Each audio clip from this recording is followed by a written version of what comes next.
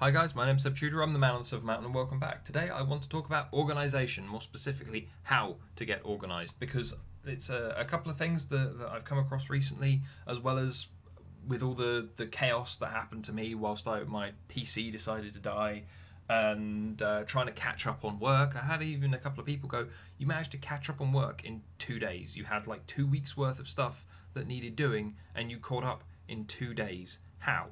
And I'm going to run you through a few things that help.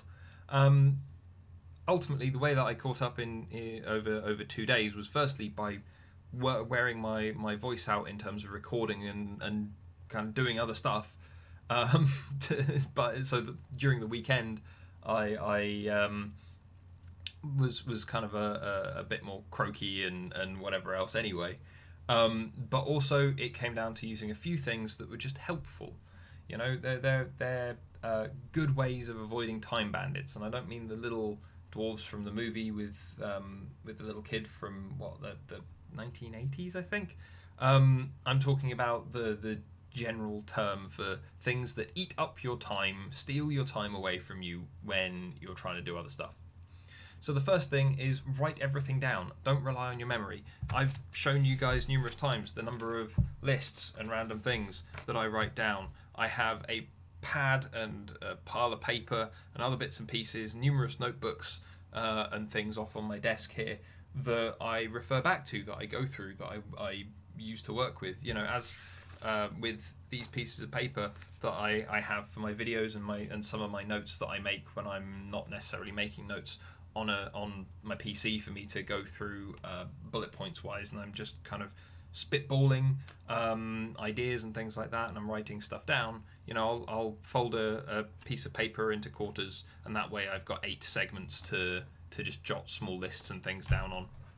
It's something that, as I've talked about before to an extent in regards to kind of achieving stuff throughout the day and kind of skinner boxing yourself so that you get that little dose of dopamine every time you're crossing off something on the list, and after every so many things you've crossed off, you give yourself a little reward and whatever else.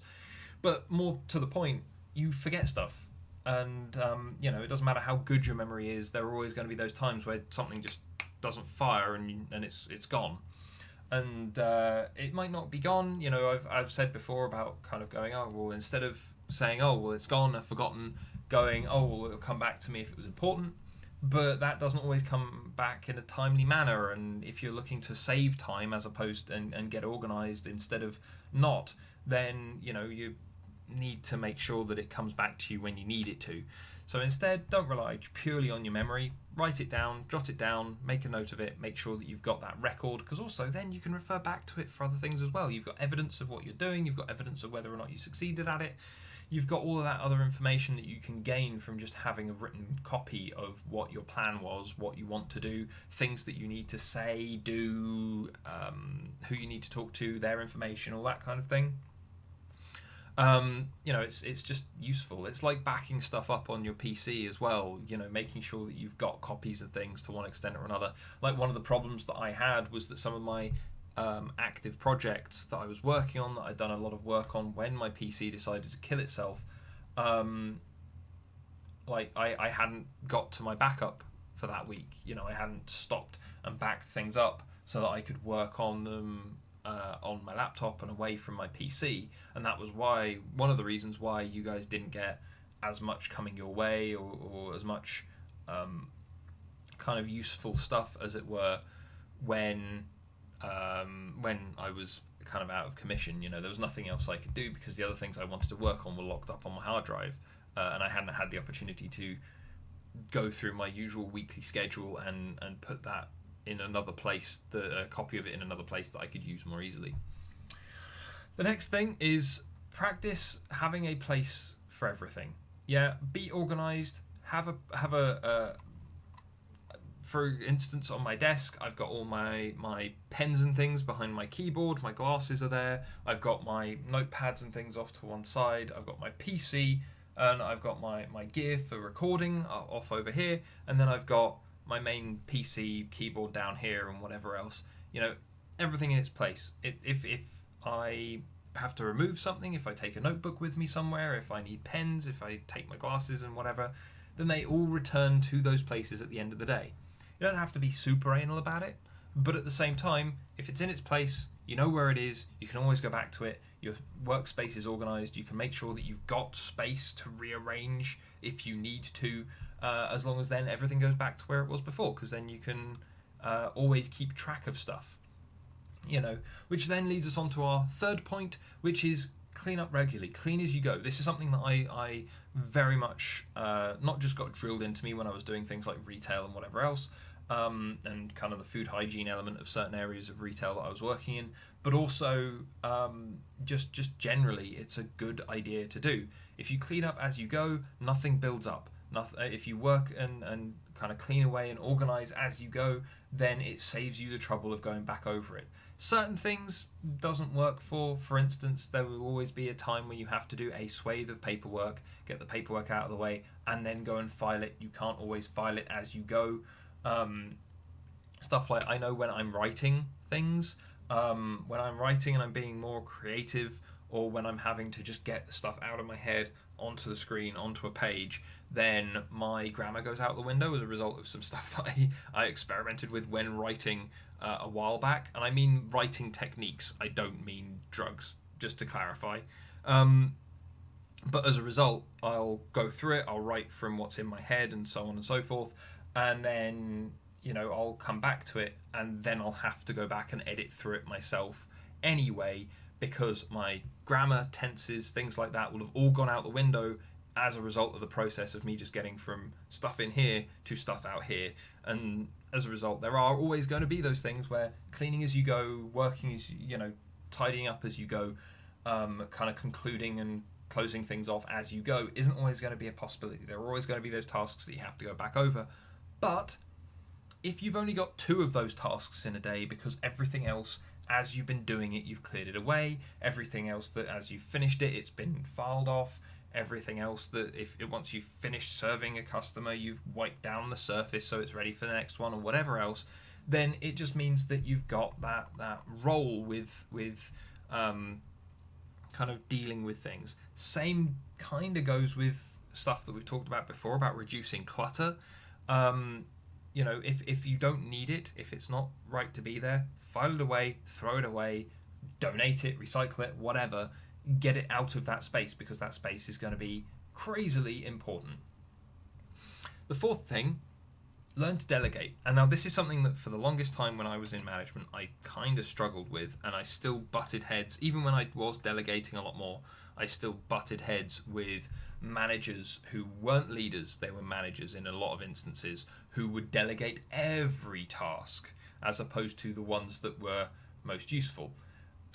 But when it comes to decluttering, if you can delegate cleaning tasks, if you can delegate organizational tasks to people who are not focused on work as much as you are in some way or another, for instance, having children help you clean, not child labor wise, but just a little bit, then it's something that you can take advantage of. If it comes to having a kid that needs some pocket money or something, then fine, feel free to go and suggest that child help you file some stuff, and then you give them a reward of some sort afterwards.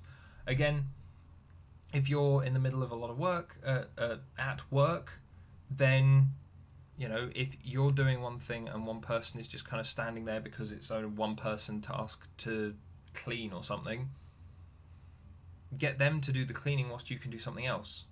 There was a time when I would be serving customers and doing this, that and the other, stock counts and whatever, and I would see people just stood like leaning against the till or something like that, and I'd always go over and be like, you can do cleaning, you can do organising, you can do stocking, go do it. Because that way you're not always tied up by yourself doing that one thing. You've got your list, sure, but that doesn't mean that you have to do every job on that list if you've got people around you that can work. In regards to family or work, though, one of the other things you can do to be better organised is to create a kind of all-encompassing information centre. Now, this can be a tough thing, because one of the things that stands out is something an old boss of mine used to say a lot, is if you ever wanted to hide a corpse, stick it to a notice board. But the thing is, if you have open and ready information available for people to come back and refer to regularly, then as long as they're not taking the piss and standing around not doing anything because they're looking up what they need to do next, having that kind of fully transparent, fully filled out kind of area where information can be found is just going to be useful. It saves so much time when people are uncertain or kind of running into problems with conflicting schedules or being uninformed about what's happening and where it's happening. I personally like the idea of big whiteboards. They're things that I would like to stick up either in here or elsewhere at some point so that I can organise myself a bit better. But I've still got paintings and things I also want to stick up on the wall. So it's a kind of juggling act between what I can afford, what I have the time for, and kind of how I'm going to organise the room. But it still comes down to being, again, when it comes to information, having a calendar that everyone can put their information on and look at, sharing stuff on a Google Drive, for instance, or other kind of sharing software or site, so that people can all have access to seeing something. It's again just a way of saving time when people accidentally run into conflicts with schedules and stuff like that, and then it wastes time as you've got to work out who's doing what. And then the last couple of things is ultimately just down to kind of, again, removing a little bit more clutter and making sure that you keep track of stuff. So one of the things that I would suggest is have an offline backup or hard copy backup that's kept in a safe place for all of your passwords and things like that, for bank accounts, stuff online, whatever. Don't let everyone know where it is. Don't have it easily accessible, whatever else. But obviously, you never know what's going to happen. You don't know if you're going to run into something that then, you need that account from way back when, and it's been so many years, and resetting your password doesn't always help with those situations, especially if it's something like a bank, where they may very well just assume that you're some kind of fraudster if you don't have all your information. So again, it's making sure that you've got all of those somewhere that you can lay hands on, and again, has to be in its place, fine, but that place can still be very secure. Anyway, guys, that's just a list of a few things that I've done, or that I've kind of had to work around in terms of organisation, things that have helped me get organised, avoid getting kind of stuck in time sinks and things like that. But otherwise, guys, what do you do to help get organised? Are there any things that you would suggest, beyond listing things, tidying up, keeping things clutter-free, making sure that everything has its place, all that kind of thing? What else would you add to this list? I'd be interested to hear and see what's worked for you guys. Anyway, guys, thank you very much for watching, and I'll see you in the video tomorrow. Take care.